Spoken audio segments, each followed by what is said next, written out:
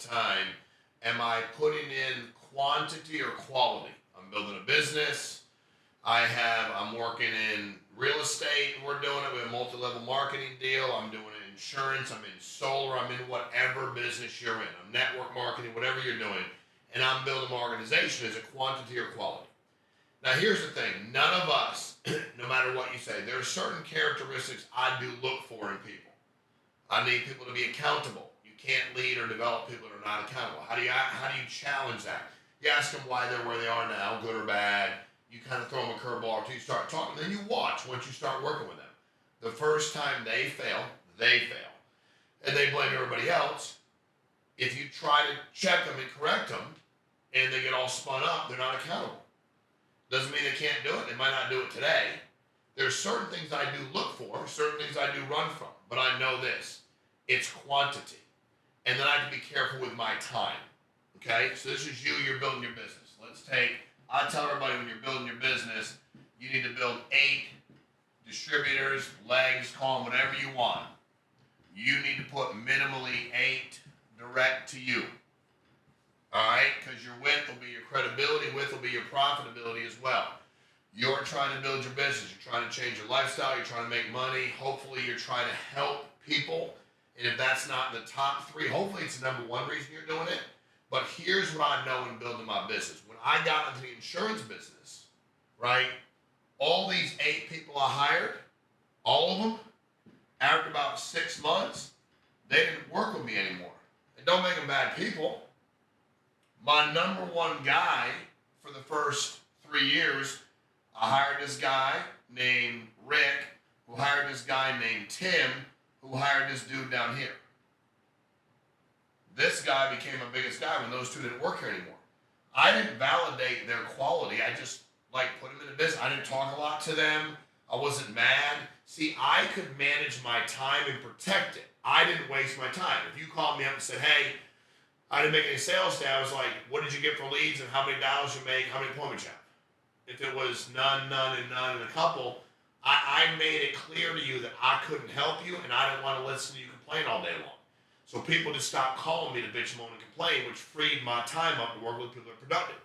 But all my biggest people in the business were in depth somewhere. Had I not hired these people who all weren't with us anymore, some went and did other things, I still talk to them, some just went, I don't know. My deal in building a business, it's like when major college programs recruit you. Dude, they don't recruit 4 people. They're not like, all right, we got a middle linebacker. You got a good D end. They recruit the best, right? It depends on what level you're at. Alabama and Georgia don't recruit the same people that, I don't want to dog any schools, but some really small Division I schools. They have to be more open. Matter of fact, when you're starting your business, you ain't Alabama or Georgia. You might get to that place. But right now, you're West Coast Technical Institute, Central State.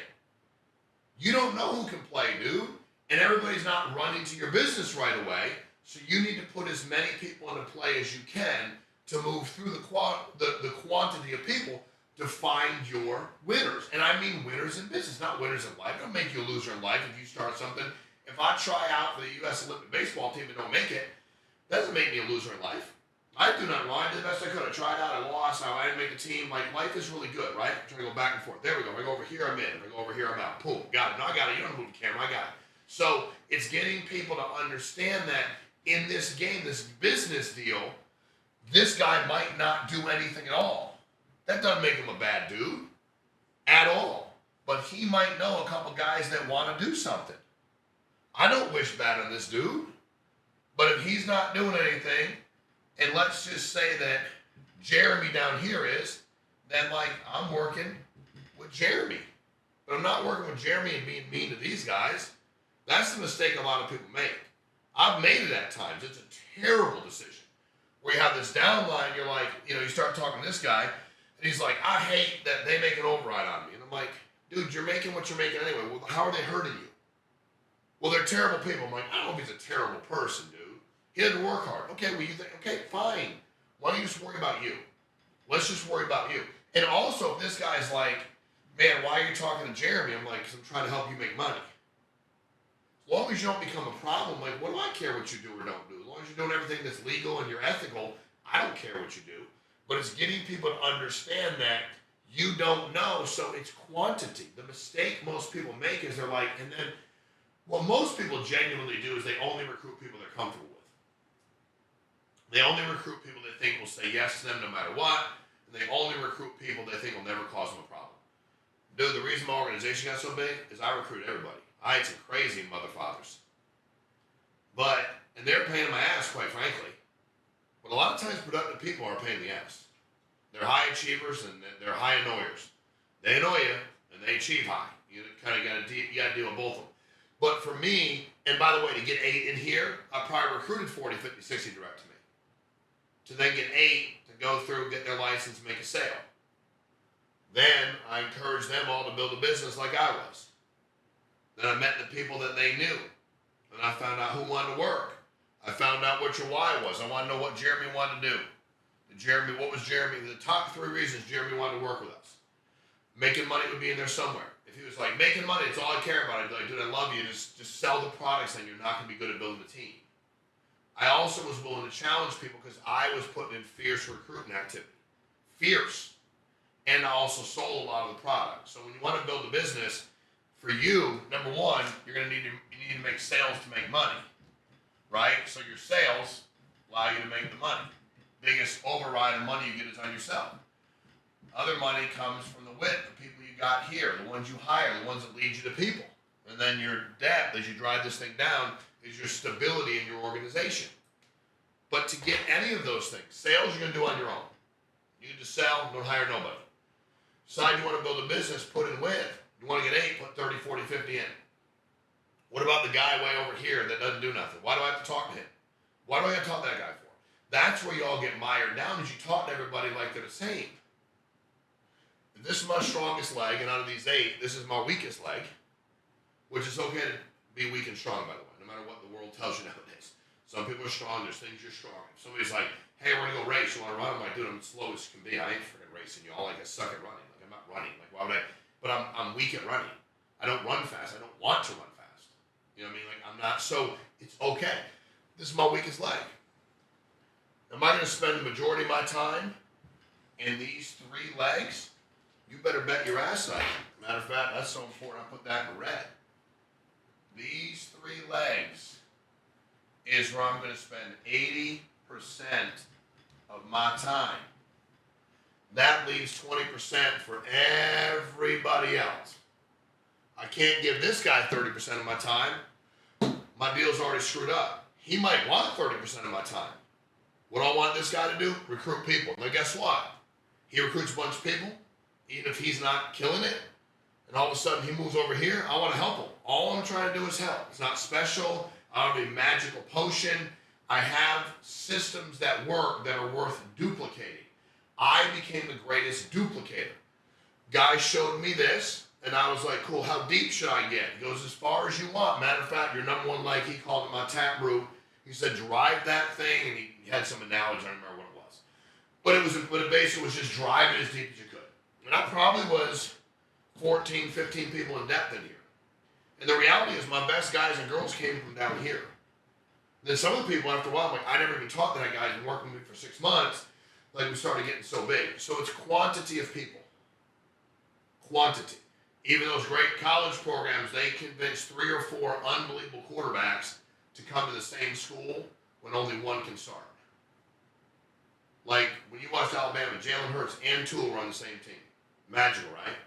Both playing in the NFL. Tua came in a championship game, won that for Hurts. He was a starter. There were 2, I don't think you can argue it, 2 of the most effective quarterbacks in the National Football League. They were on the exact same team. Did Saban lie? No, I think he said the best guy would play. Winners are drawn to that.